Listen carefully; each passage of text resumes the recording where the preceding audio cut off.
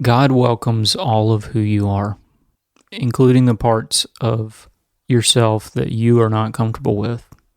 Whether, if you're like me, your anger, or your sadness, or your sin, or whatever it may be, God can make space for all of who you are. It's part of the gospel, and that's one of the reasons that I come to Jesus.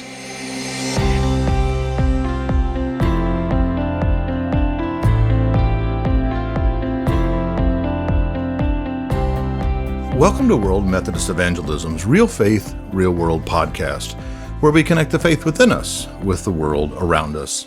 Celebrating our 50th anniversary, World Evangelism desires for Christ followers within the global Wesleyan family to become agents of transformation by sharing the gospel through the power of the Holy Spirit. We accomplish this through training, gathering, and resourcing in our mission to connect, equip, and encourage networks of Christian leaders to build faith-sharing movements around the world. Learn more on our website, worldmethodist.org. I'm your host, Rob Haynes. Thank you for listening, and thank you for the generosity of Christ Church Memphis for making this podcast possible. Today's episode is the second in a two-part series on music, worship, and the Advent season. My guest is singer, songwriter, and worship leader Wendell Kimbrough. Wendell serves at Church of the Apostles in Fairhope, Alabama. So Wendell, welcome to the podcast. Thanks, Rob. Good to be here. I'm really thrilled to be here in your studio as you are so talented in so many ways, but I want to let you tell our listeners about that. Tell them about yourself. Help us get to know you a little bit. Sure. Yeah, I'm an Anglican worship leader, and I am a singer-songwriter. I kind of got my own little space here where I write and record music. And I'm a dad to two little girls, a beautiful wife at home. I got a 3-year-old and a 7-month-old. And I don't sleep a lot right now. It's kind of a relentless season at the Kimbrough house. It is that season, and you do have a beautiful family. And you mentioned a minute ago you're singing and songwriting, and I've had the chance to be with you in worship a few times and participating as someone in your service. And I've just been struck by the way that you bring the Psalms to life even. Talk a little bit about your work in the Psalms first, if you would, because I think it's fascinating. Yeah, thanks, Rob. So when I came to the church, I'm at Church of the Apostles here in Fairhope. I'd been a singer-songwriter for several years, but I'd mostly been writing music that wasn't for Sunday mornings. Okay. And I got here, and my boss, our head pastor, Robert Sewell, said, "Hey, we want you to write something for the Psalm every week." Wow. And I was a little bit like, whoa, like that wasn't, that was like a big ask, as a perfectionist and somebody who's had been very protective of, like, I'm going to get every song just right before anybody ever hears it. It was like to write something every week was like very intimidating. So, but from the Anglican tradition, for those who may not be familiar with that, who are listening, you read the Psalm every week. So there's an Old Testament, New Testament, Psalm, and Gospel in almost every service, right? In every service. That's right. So writing for the Psalm every week was a new song every week, is what you're saying. That's right. Wow, that is huge. Yeah. I mean, fortunately, it turned out what he was asking was not to write a whole like hymn or something. Yeah. But just a singable refrain that would kind of encapsulate kind of the core message of the psalm. Yeah. And when he asked me to do that, I felt some initial fear around that, but there was another part of me that was like, ooh, I want to do that. Yeah. I was ready for a challenge, Sure. And so because we follow the lectionary, and so the lectionary is like a 3-year cycle of scripture readings for Sunday mornings.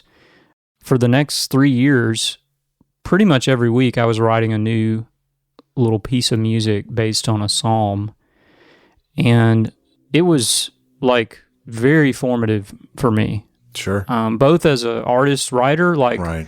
like I can't think of a better boot camp for a songwriter than Right. like having to write through the Psalms, you Yeah. know, and having a deadline every week. Like Yeah. what a great, you know, just like Right. formation purely from a technical standpoint, like learning to express all these different emotions through song. But for me as a human, you know, and me as a person with a relationship with God, having to learn how to say things to God that I was not accustomed to saying to him or necessarily comfortable saying to him, like learning to sing about things that made me mad, or learning to sing about grief or the hard, you know, my lament, you know, that's a things that that were broken, like learning to talk about those in church.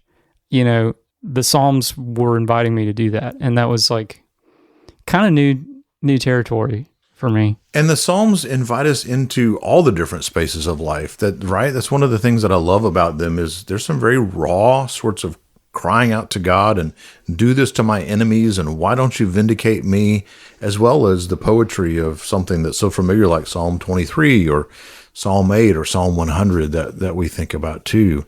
So how do you kind of bring that honesty into a worship service that is both edifying and honoring of the Lord when there's some parts of the Psalms that you really wouldn't want to read with kids around or something like that? Yeah. They are honest to the point of being uncomfortable. Sometimes, right? Yeah, that's right. I mean, I would even say pretty consistently, and maybe that's probably true of the Bible as a whole, not just the Psalms, but yeah. I mean, you know, we kind of found, and I kind of found that people were actually pretty hungry, I think, to talk to God about, like, I'm going to come back to Lament. It's something I enjoy talking about Lament now, because this was kind of a learning experience for me and kind of a life changer. But I remember the first Sunday that I had written, we'd come to a psalm there was no way to like sugarcoat it. It was like a psalm of lament, and I was really nervous that people were just going to be like, "Oh, we don't want to go there," you know, just this kind of like Stonewall kind of, you know, like, oh, what, you know, what's that silly artist, you know, songwriter guy doing up there, you know, with this like sob story song, you know, or whatever. And but I just kind of invited people. I was like, you know, we all have parts of our life that aren't working. You know, we all have things in our life where we're experiencing pain, or someone that we love is experiencing pain. Yeah. And I just said, you know, let's take this space as we walk through this psalm to bring those things to God. Right. Just talk to God about what you're feeling, what you're experiencing. And man, it was one of those moments in church where you feel like the Spirit is just moving. I don't know how you can tell that, but it's like the room gets really quiet, or you just kind of have this sense that people are connecting with what's going on. And after the service, a lot of people were like, man, I really needed to do that. Yeah. You know, that was really important for me. And that was a huge moment for me as a worship leader, even to like lead people to a space that I was a little afraid to go to myself. Well, that's a lesson for them as well. If you are afraid to go there, then maybe they should go with that same courage, because we don't always talk about those verses. Those are not the headline verses. I don't see people holding up signs at sporting events with, scripture references to lament. Or I think about years ago, there was an award-winning Major League pitcher who was leading a small group Bible study that I was with some young people, middle schoolers. And I was just there, as an adult chaperone listening, and he was telling us about how he got through really difficult situations. And when he was really behind in the count with a really good batter, he would look at the bill of his cap, and inside he had written Philippians 4:13, and that would give him courage to strike the guy out. Now, I don't know if that's what Philippians meant, when all things through Christ who strengthens me, to throw that slider to retire the side. But those are not, those are the things that we want to think about. This makes me feel better and I can get through this particular situation. And all the scripture is important. I'm not saying that it isn't. But sometimes pop culture or popular culture will kind of latch on to certain things while wanting to put aside the others. But you're asking people to go through all of the scriptures for all that they mean and all that they can teach. Is that a fair assessment? Mm-hmm. Yeah, and I would say it is definitely a cultural thing that we have a hard time with the negative with negative emotions. We're afraid of what we would think of as negative emotions, fear, anger, and we tend to want to avoid them.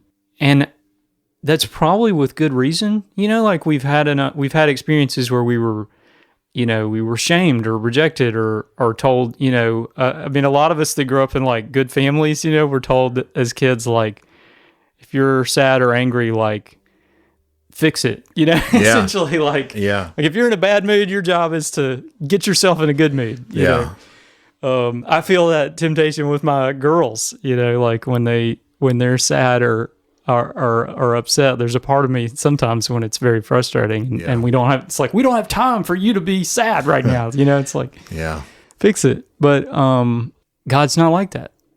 God He's the perfect father, perfect mother. I mean, he says, "Come to me. Are you weary? Are you, heavy laden? Are you angry? Are you sad? Like, come to me. Yeah. Tell me about it. I will listen. I will not reject you. I will not shame you." And that's good news. I mean, I think that's a core part of how I experience the love of God, But anyway, I'm probably kind of a little off in left field here, but that's why Lament's good news for me. Yeah. And I wonder if we can pick up on that a little bit. So you and I are recording this here in the fourth quarter of 2021.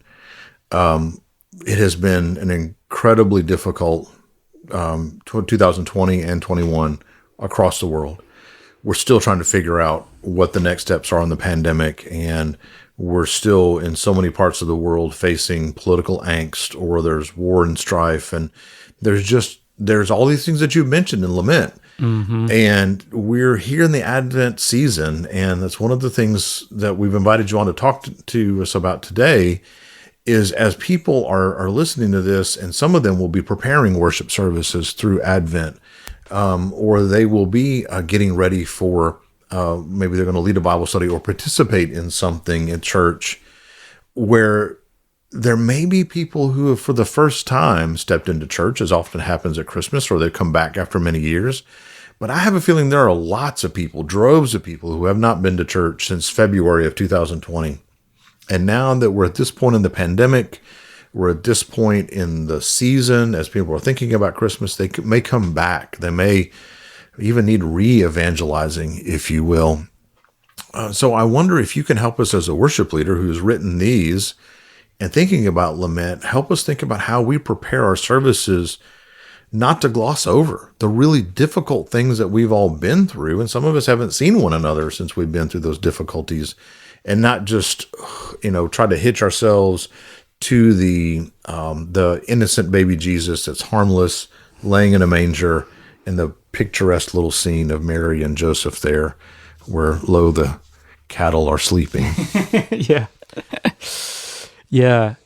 No, that's great. I mean, and there's a lot there. I mean, I think that the first thing that comes to mind is people who have not been in church for a season, or who maybe have never been to church, when they're asking, why is this worth my time? Yeah. I mean, that's a great point. I have, I got a friend I was just talking to recently who got a family, kids, and like, man, it's a lot of work to get your kids dressed and get up and go to church, and if there's not some real clear way that like this is relevant to me and what I'm going through, it's probably not worth the effort, because it's a lot of effort especially if you got a family.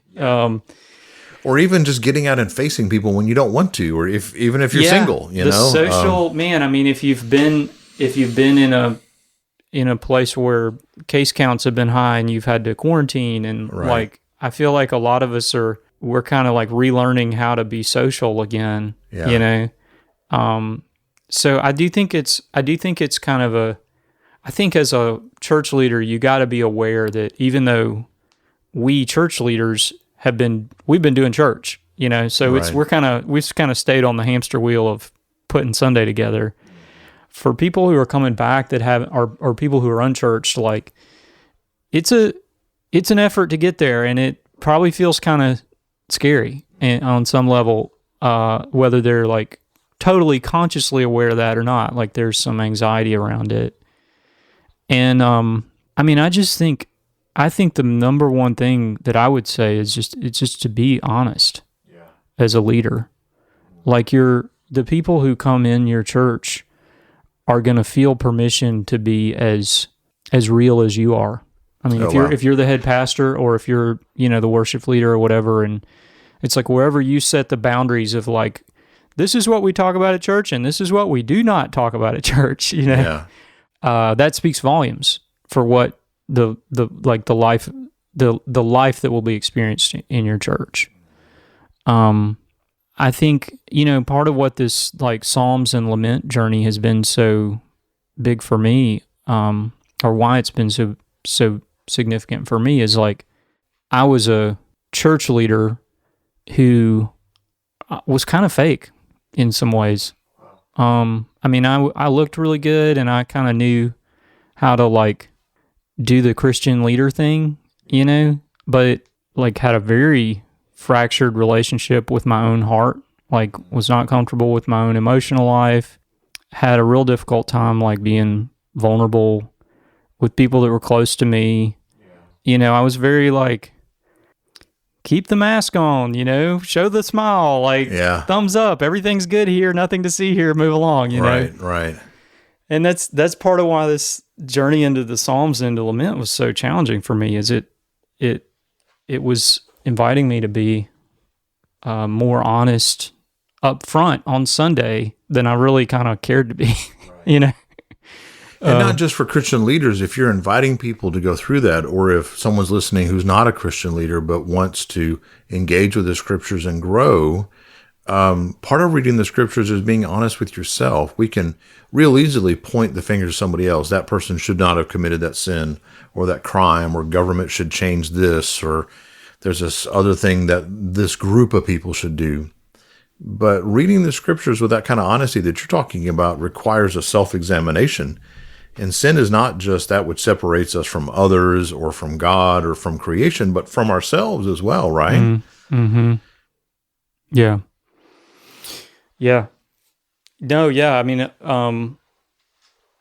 I think that's like, I don't know where in like theological history that category comes from, but that idea of sin and the fall being separation from God, from others, and then also from creation, but also from self.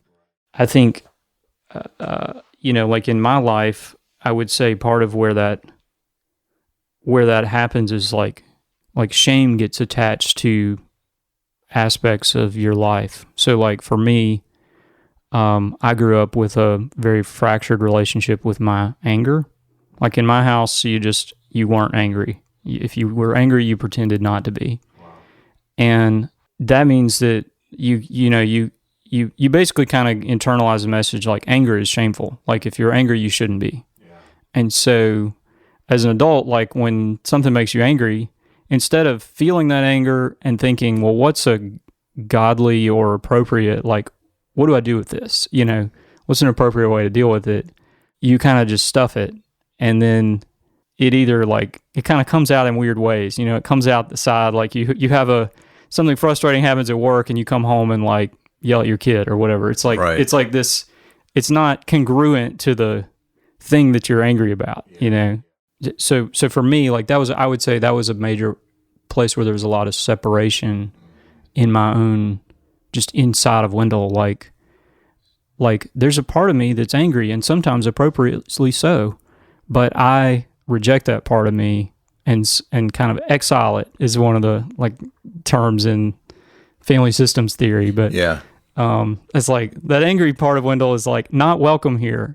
So I just would like to figure out how to do life with that part of me, like not involved, but Yeah. but God, I don't think God is for that. I think God actually wants us to bring our whole selves, the whole of who we are to him. And I think that's something that church can be, actually, a place where we learn to talk to God about every aspect of who we are, not check anything at the door. I mean, we have a paradigm in the church of like, confess your sins, right? And we tend to think of that as like just behavior, like bad behaviors, like, I hit somebody I shouldn't have, like, come confess, like, and receive forgiveness or whatever. But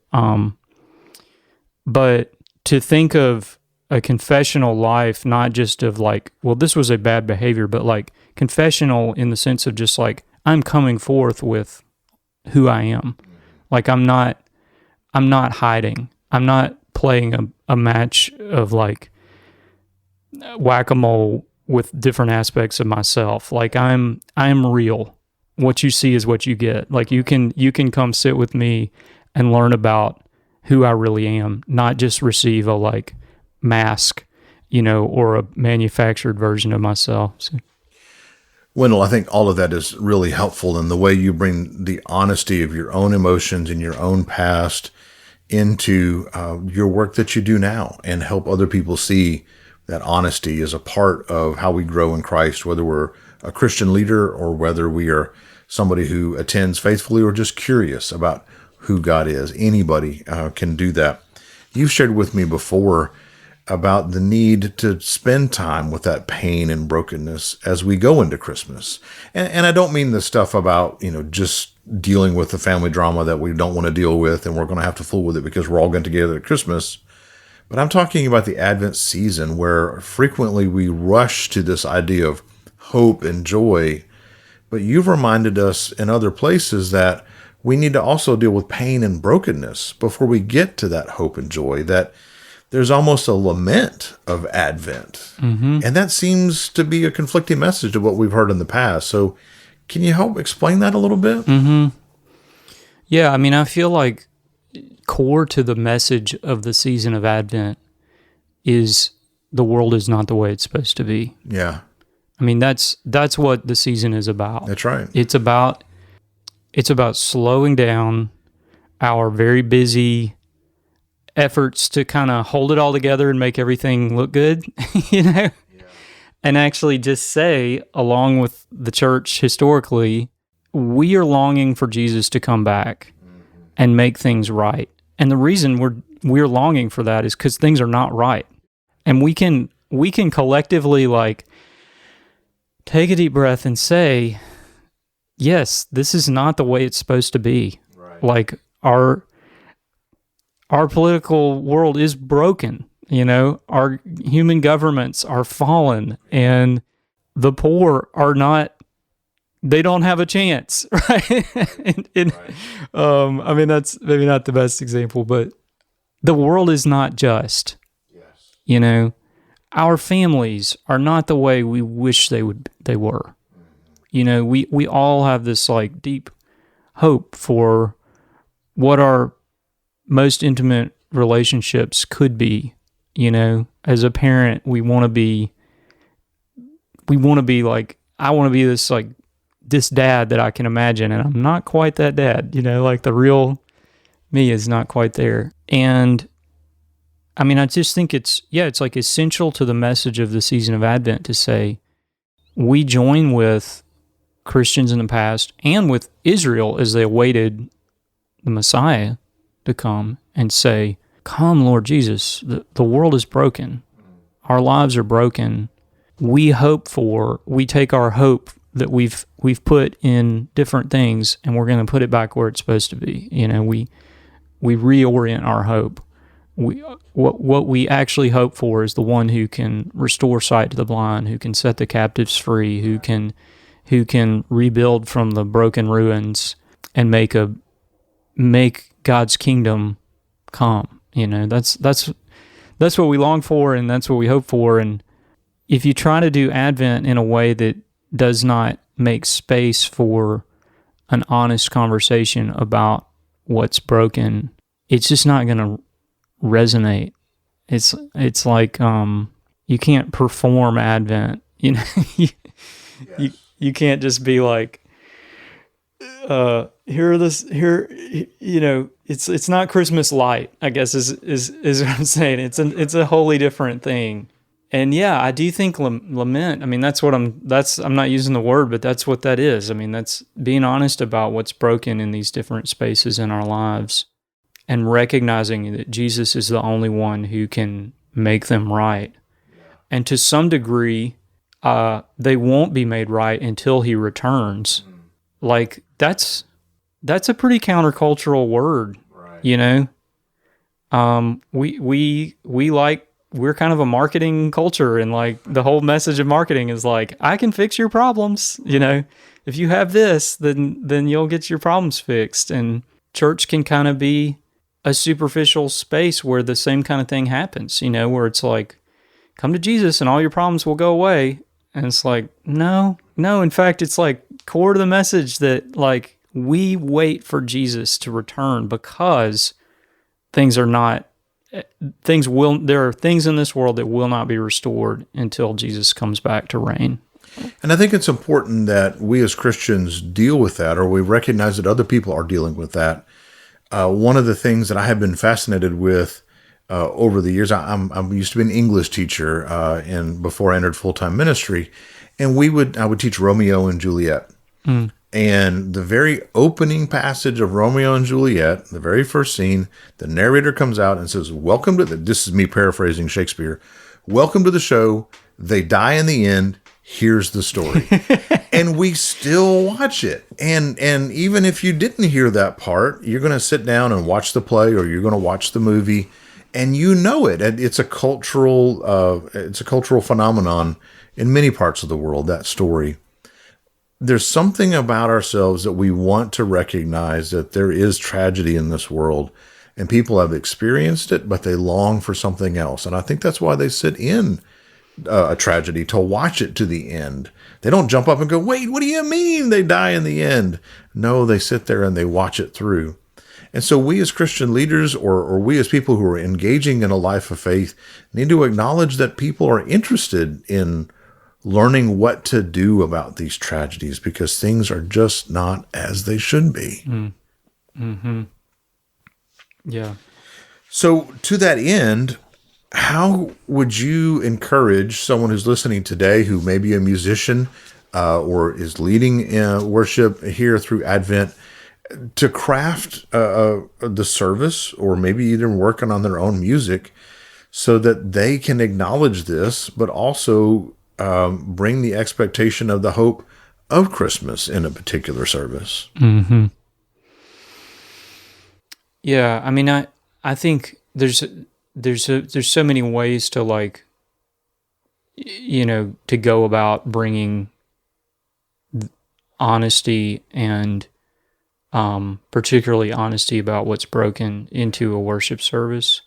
And it's going to look different in different contexts. And so, like, I would say if somebody listening is a worship planner, you're going to be the best person to, like, look pastorally at your congregation and and say, where are they, and how do I lead them into some form of lament, or some form of, acknowledging what's broken.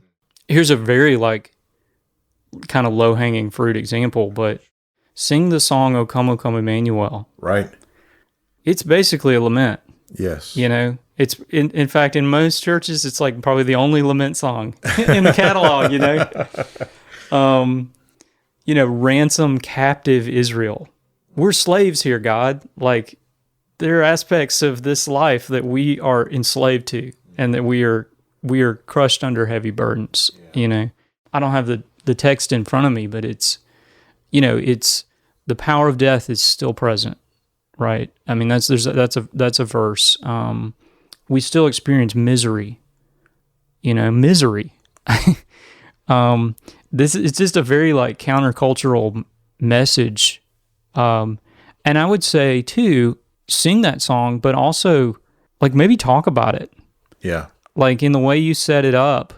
If you're a worship leader or if you're a pastor and you're preaching, help people connect the dots, because it's such a familiar song that you can actually, and I know because I've done it many years of my life, you can just sing it and not really pay a whole lot of attention to what the words mean. Yeah. Because it's so familiar. It's so much a part of kind of the canon of Western music even. But like, help people connect the dots. Like, this is talking about political turmoil. This is talking about death. This is talking about sickness. This is talking about, it's like, bring your life into this song, and then when we come to that chorus, rejoice, rejoice, Emmanuel shall come to thee, O Israel. Like, it means something, know? Yeah. When you've taken the time to bring your own life into the verses that talk about the pain and the sorrow of life, like, then it's almost like you're kind of, the song is kind of you, it's like giving you language to speak to your own heart and saying, hey, don't be lost in the brokenness. Like, God is coming. Jesus is coming, I think that's a real easy entryway into some of this, because it's a song that most people know. It's a song that a lot of churches are going to sing anyway during Advent. Right. But they might not really have like drilled down into it or like pastorally applied it to their context. So I'm wondering, looking at your career as a musician and a songwriter who has taken on the challenge of setting the music to the Psalms as they were originally intended to be used as music, and you have acknowledged the pain of Advent in the midst of the hope and the joy. Can you just share a story or two with us of which and how God has used this to minister to people, what they've reported to you through some of this? How they've said, hey, you know what, this really meant something to me, and this is what happened. Maybe something that surprised you, or just the way that you say, okay, God, now I see what you were up to. Yeah, what immediately comes to mind is a song of mine called "O God, Do Not Be Silent." Right. That's like, it's a pretty dark song. Yeah. It's the darkest of my like psalm settings. Okay. It's based on Psalm 83. Yeah. And it's like one that doesn't really turn the corner to like a hopeful place.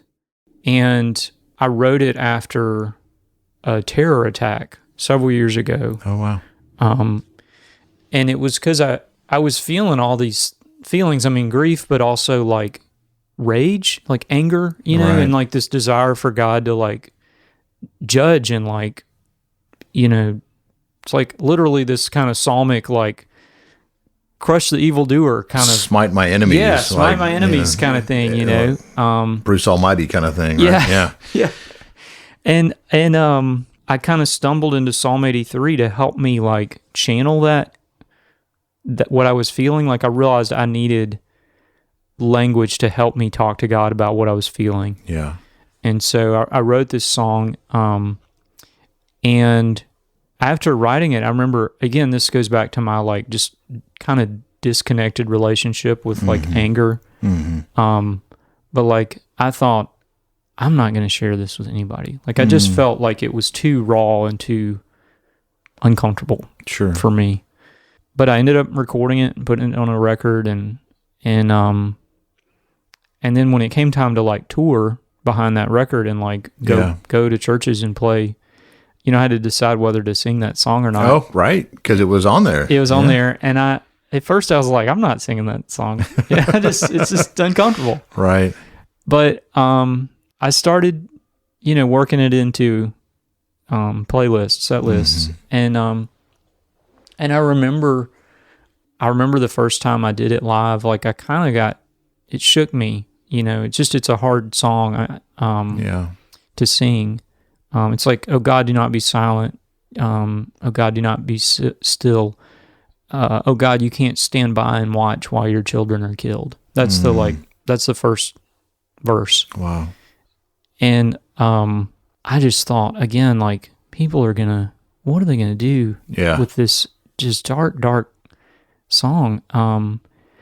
But regularly, and this happened over and over again on that tour, like, after shows, almost every time, like, somebody would come up to me and say, man, I really enjoyed tonight. The song that really I needed was that one. Wow.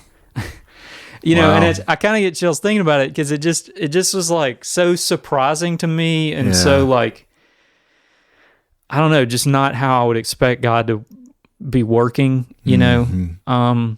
But I think that's, like, a good illustration of how, like, we all feel that. We all feel those feelings. Like, we all have God smite my enemies moments. Yeah. The question is just whether we're honest about it. Sure. Or not.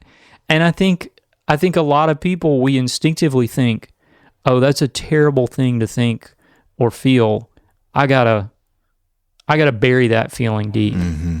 But to be able to come to God and express these very raw, kind of ugly emotions, and realize, like, through the Psalms, God has said, you can talk to me when you're in that place. Yeah. I don't, even when you're in your, like, darkest, angriest, vindictive place, like, God is not like, get away from me.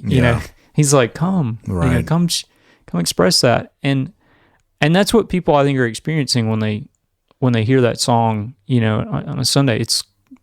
It's like watching a Greek tragedy or a Romeo and Juliet or whatever. It's like this opportunity to pour out some of these emotions that we've maybe kind of stuffed down or numbed or whatever. So that's been a big surprise, to find that. But that's a place where I would say, like, I've seen God work through this song that would not have been on my list of, like, here are the songs that God's going to really use. Your top 10 or whatever. right here, right now. Yeah. And in this season of Advent that we're walking through in 2021, it's okay to acknowledge that people are really feeling raw, and there is anger, and there's hurt, and there's confusion, and it's coming from all sorts of places. And if we, as we said, if we're a Christian leader or not, or if we're someone who has been a faithful follower of Jesus for years, or very new to the faith and trying to figure it out, it is perfectly okay to take those things to God, to, shake our fist at the sky even and say, why are you doing this? And realize that other people are walking through that as well, and we don't have to walk it alone. And that may be one of the greatest gifts that we can get through Advent this year. Mm-hmm. Wendell, tell us a little bit about what you're working on in this amazing studio that we're sitting in now. Give us a little bit of a teaser of maybe some new music that you've got coming out, or something else that you're dreaming up. Give us a sneak peek, maybe. Yeah, sure. Well, I've been really blessed the last year. I kind of found my way after when, like, COVID hit and everything shut down. I was like, okay, what do I do now? I mean, I was doing church, that part of my work continued, but, like, I wasn't touring, no shows to be had. Wasn't going to be getting a bunch of people in the studio to record, and but I launched a Patreon, which is like a subscription platform, right? And have got a bunch of people on there who they basically contribute a few dollars a month, and I've promised that I'll deliver them a new song every month. Oh, wow. Very cool. And so for the last year, I've been writing, recording, and releasing a new song every month to people on Patreon. Wonderful. And it's just been this great opportunity, actually, to, like, just to really focus on creative work. Yeah. I'm not touring. I'm not booking shows. I'm not traveling. I'm just working on making new music. Right. So like today I was recording vocals for a song called Mary's Song that's based on the Magnificat, Mary's response to the news that she's going to have baby Jesus, which is its own interesting mix of kind of like acknowledgement of the brokenness, and like celebration of God's work and action. Absolutely. If you're hadn't read it in a while, go read it, you know. Yeah, and so I'm hoping to get that out in December, and that'll actually come out publicly. That'll be like not just for the Patreon subscribers, but that'll be like a single. It'll be on Spotify and places like that. Great.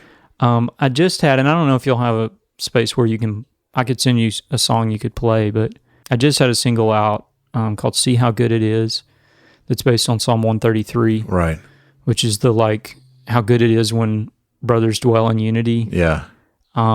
That's kind of a reflection on like God really wants His church to be unified. Yeah. He cares about that. It's a pretty high priority. Right. And I think Psalm 133 is kind of a message of like when brothers dwell in unity, or when God's people dwell in unity, like God does really special things through that.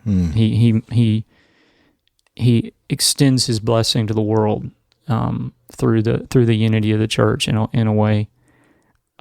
Anyway, that song just came out, and would love to share that one with your listeners if there's a way to do that. Yeah, absolutely. We'll certainly include that at the end. So we'll put the link to the Patreon in today's show notes. That's great. And also your Spotify link in there as well, because I know that's towards the top of my recent searches all the time on my Spotify channel. But if people wanted to get in touch with you, Wendell, and if they wanted to find out more or just talk to you about music or find out more about what you're doing, what's the best way for them to reach out to you? My website is wendellk, WENDELLK.com. And I've got a contact form on there, and it actually goes straight to me. So perfect. I'm not big enough that I got somebody answering my email for me. So that's the easiest way to find me. Yeah. Yeah. Well, Wendell Kimbrough, thank you so much for being on the Real Faith, Real World podcast. We appreciate you. Thanks, man. Great to be here, Rob. If you missed the first episode with Glenn Pacquiao, be sure to grab that as well. We talk more about the issues of worship and music and Advent, and Wendell and Glenn have been working together on some worship conferences, so I know that you'll really appreciate both of them and what they have to say. Thanks again to Christ Church Memphis for sponsoring this episode, and my thanks to you for listening. My thanks again to Wendell Kimbrough. You'll find the links to the things we discussed today, including his Patreon and Spotify, in today's show notes. Can I ask a favor? Would you take a minute to rate and subscribe? It really helps us get out the word, and all those algorithms that I don't understand, I know that they're all based upon ratings and subscriptions. So if you would do that for us, we'd be grateful. As we leave today, we're going to leave you with Wendell's song that he mentioned, "See How Good It Is." I'm Rob Haynes, and you've been listening to WME's Real Faith, Real World podcast.